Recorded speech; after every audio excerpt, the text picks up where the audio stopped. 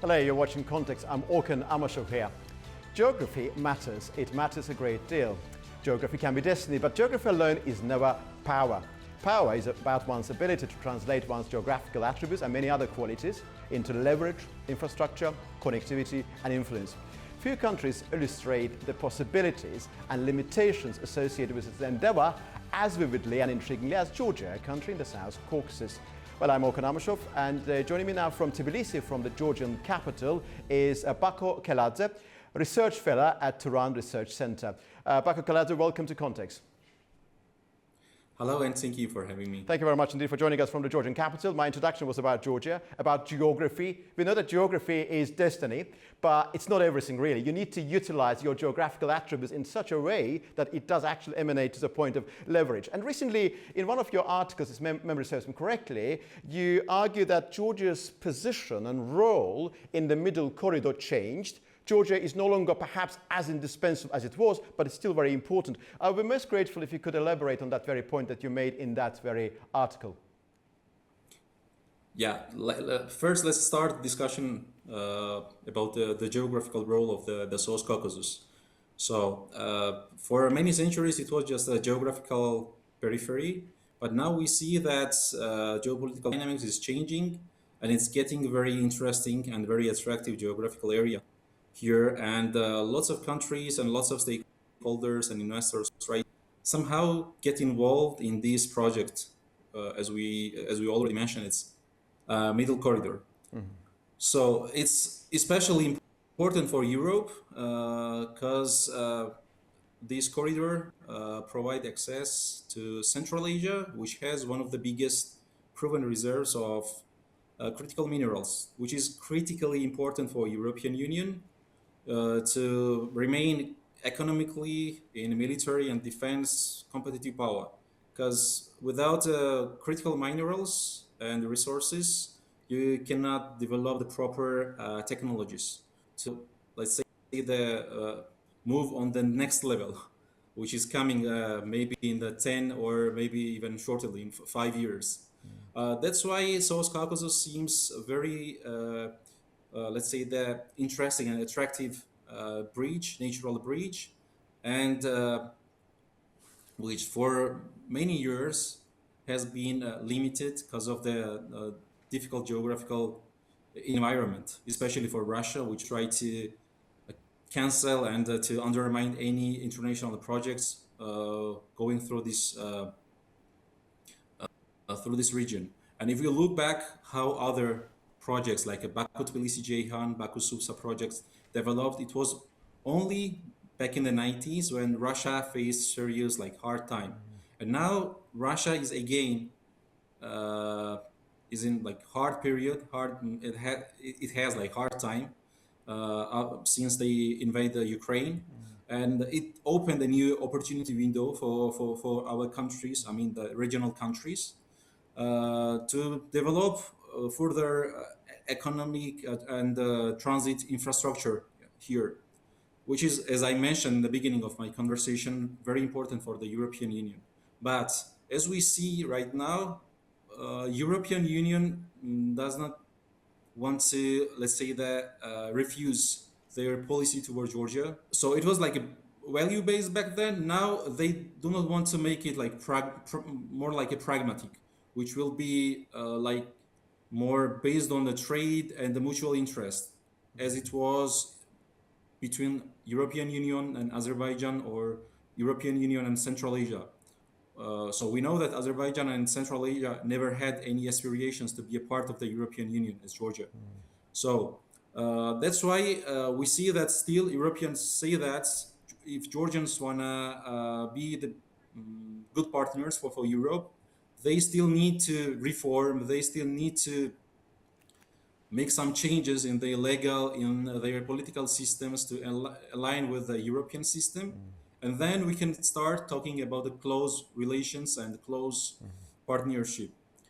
But what we see after that, still Europe, Georgia still remains important node, let's Allow say, me to for put the to you Middle one Corridor. related question, because in one of your recent articles you talked about EU-Georgia relations, you talked about asymmetry. Naturally, Georgia is important to Europe. It's an attractive country, but Europe is more important to Georgia, of course. We understand that.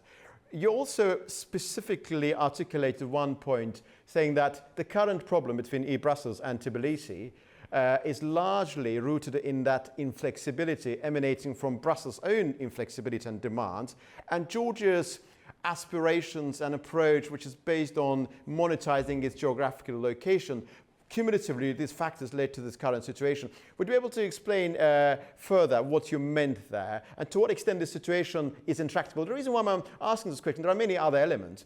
We know that there are efforts on the part of Brussels to limit Georgia in terms of connectivity project. We remember that EU Enlargement Commissioner Marta Kos recently talked about quadrilateral format involving Turkey, Armenia, Azerbaijan and EU without mentioning Georgia. And we know that President Aliyev, for example, last year after the EU Central Asia Summit specifically mentioned that middle corridor infrastructure in this region, in the South Caucasus, does exist and exists thanks to Azerbaijan and Georgia. So we see EU's efforts to limit Georgia, and also, for example, Azerbaijan is trying to make sure Georgia is recognized as an indispensable link in this middle corridor geography. I would like to reflect on your own argument in reference to what I've said just now.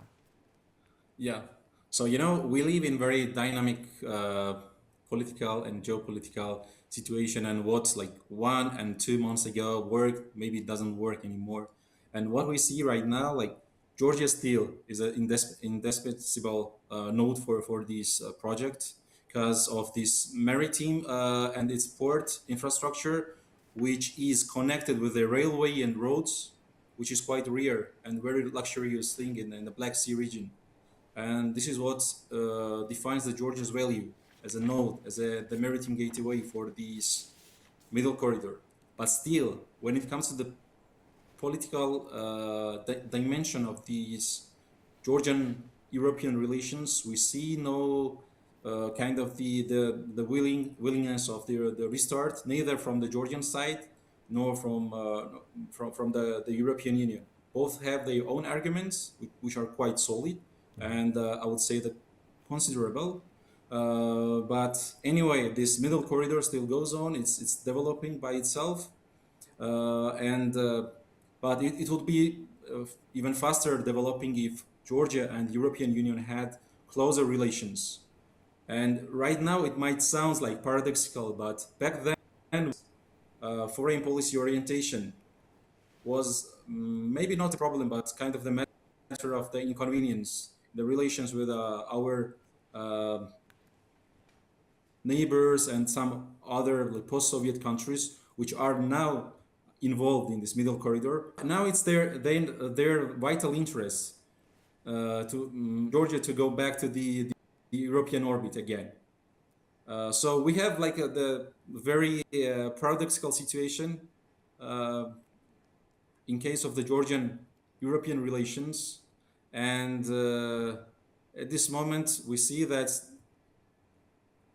everybody wants to restart, but nobody wants to take the advantage and the initiative. Thank you, Bak. I'm so grateful to you for your answer. I mean, Georgia-EU relations are very tense. There are problems, and there were some expectations on the part of Georgian government that the reascendance of President Trump to power could change EU-US-Georgia relations, but I don't think that anything fundamental in a positive way has happened in that direction. But to what extent do you think EU's reluctance to treat Georgia in line with its geographical and geopolitical importance is also connected with the alternative opportunities that just emerged, Azerbaijani-Armenian connectivity? These two countries are on the verge of signing peace deal. They initialed the text of the peace agreement. And Trump Route for International Peace and Prosperity is a central connectivity element, or connecting Azerbaijan with Turkey, basically connecting Azerbaijan's two parts via Armenia, and also connecting Central Asia via the Caspian with Turkey via the South Caucasus. And Georgia practically is not needed from that perspective. To what extent Georgia is being treated the way it is being treated because of what's happening between Azerbaijan and Armenia? That's my fundamental inquiry. Yes. So I would say that TRIPP and its strategic importance has already gone quite far from its original and initial functions and the plan the founders of this project had. So we know that initially it should just serve the connect.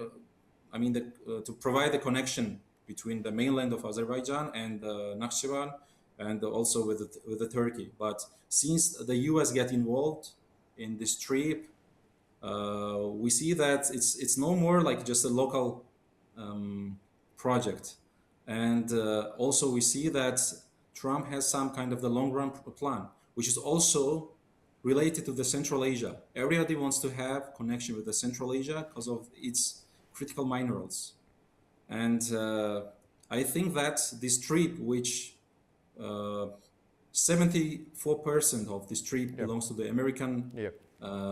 American companies. The main interest of them is to have this connection.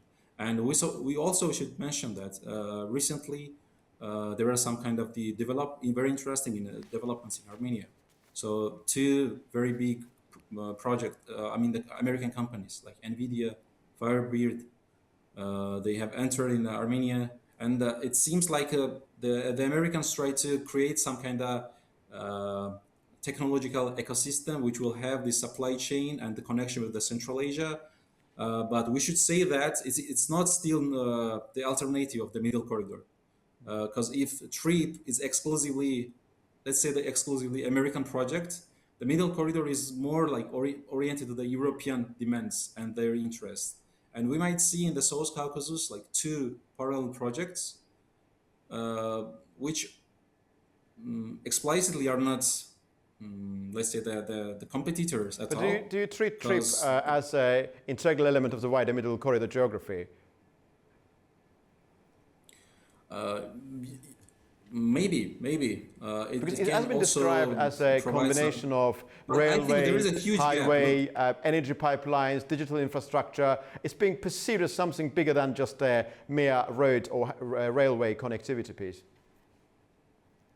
Yeah, but look, here what's Georgia's advantage in this middle corridor? It's, as I already mentioned, it's the integration of maritime, railway, and the road infrastructure at all, which is a great advantage alongside its geographical location.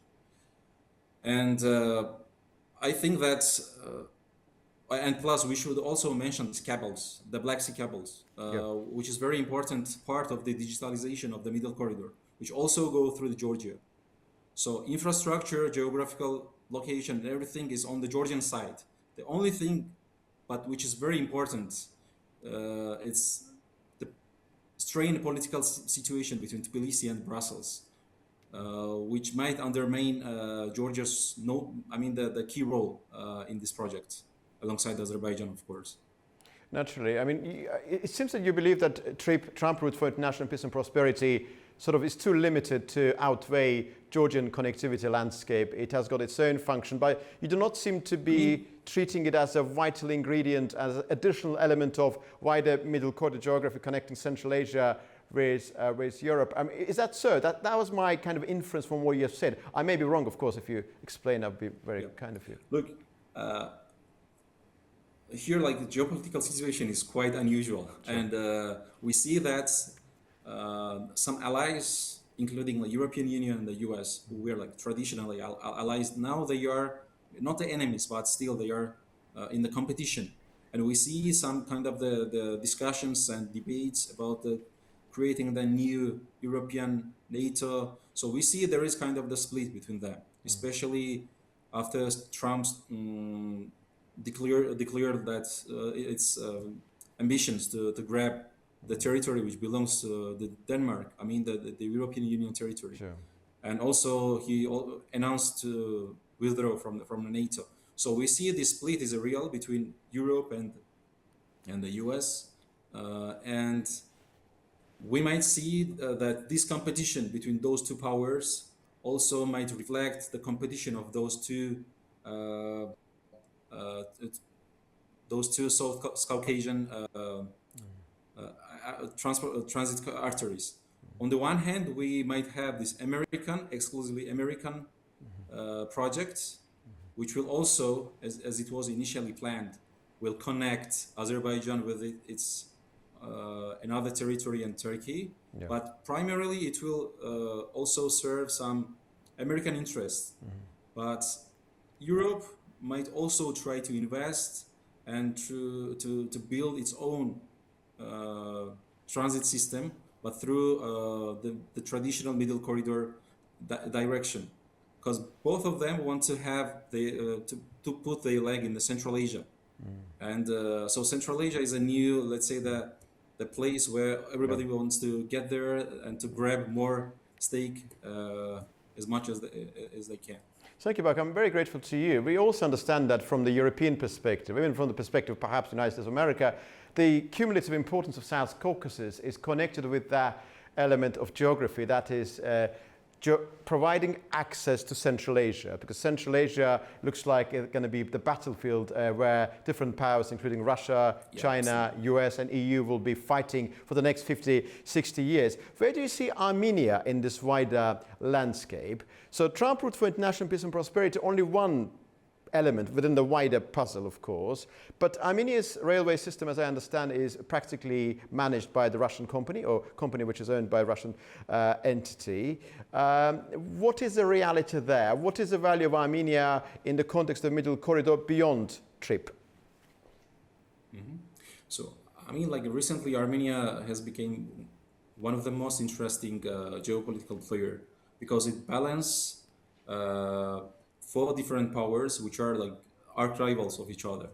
On the one hand, Armenia is a part of the Eurasian Union, but on the other hand, it has very close relations with the European Union. And what is even more interesting, against the backdrop of the conflict between Iran and the United States, they simultaneously keep firm and close relations with both the US and Iran. So, as I already mentioned, this NVIDIA and Firebird entered the Armenian soil, and in the parallel, Iranian companies just 3 or 4 days ago started construction of some infrastructural projects, which, as we know from the last meeting between Nikol Pashinyan and the Transport Minister of Iran, so this project aims to increase the trade and economic collaboration between Yerevan and Tehran. And in the long run, this infrastructure and this transport road should connect to the Black Sea, and it should provide the access for Iran to the European market, which at this moment seems quite, maybe it's too early to make some kind of conclusions or analysis, because Black Sea still remains quite unstable place, and it's part of the war zone at this moment. And also Tehran and Brussels have no very good relations, but still it's been part of the Iranian long run strategy, and they always wanted to have this access, I mean, on the Georgian ports. And maybe in the future, if they normalize their relations with Europe, and if they somehow lift the sanctions, and Iran goes back to the normal international relations system and international banking, financing, and other systems, it might become a very interesting player for the South Caucasus, including for Armenia. Yeah, that would be that north-south corridor. Azerbaijan as well. Iran connecting to Black Sea via Georgia, via Armenia, and naturally through Georgia. Bako Kalata, thank you very much indeed for this very interesting conversation. I'm looking forward to our next conversation, which I very much hope will happen very soon, sooner than one may think. Well, as I discussed with my guests, geography is very important, but geography is not everything. It can be destined, of course, but if you do not really use that geographical attributes in such a way that it could actually emanate to the point of leverage, then there will be many missed opportunities. Georgia is a very interesting example. Its geographical location is there. It's very central. Effectively, it connects Caspian Sea with the Black Sea via Azerbaijan. It could do it via Armenia as well. But to what extent its current relation with the European Union and the political pressure exercised in relation to Tbilisi in limiting its power is something that we discuss, and we discuss many other related matters as well. You've been watching Context, and see you very soon indeed.